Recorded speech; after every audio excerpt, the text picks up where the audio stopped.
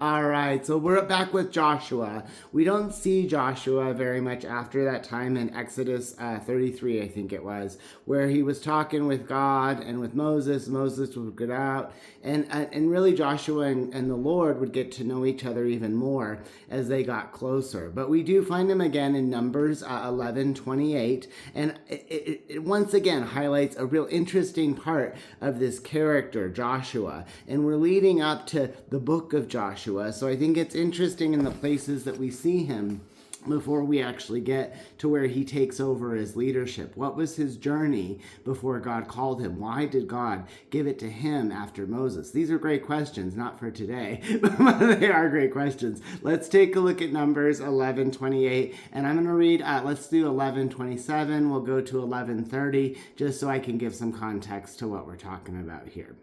All right, and there ran a young man and told Moses and said, Eldad and Medad do prophesy in the camp.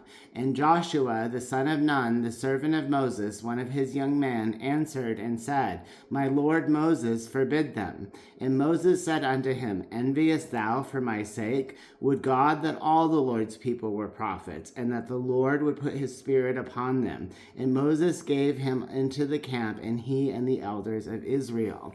So it's interesting here that in this one verse where we find out that men are prophesying in the camp, that Joshua steps up, right, to say, hey, that's Moses' job, essentially, right? And Moses said, gosh, God wishes everyone could be a prophet before God, right? The idea there is to hear God's voice, right? If we all could hear God's voice, if we all had that time and that intimacy, then we wouldn't need to have these prophets come forth. That's what he's saying. Everyone could hear God. We could be one, which was the original design. So don't be like upset for me when other people are prophesying. It's more like, hey, God's wish is that, right? And in that, what we see is another really important character of anyone who's one day maybe going to be a leader or on their way to leadership. And it's in Joshua, and that's taking correction.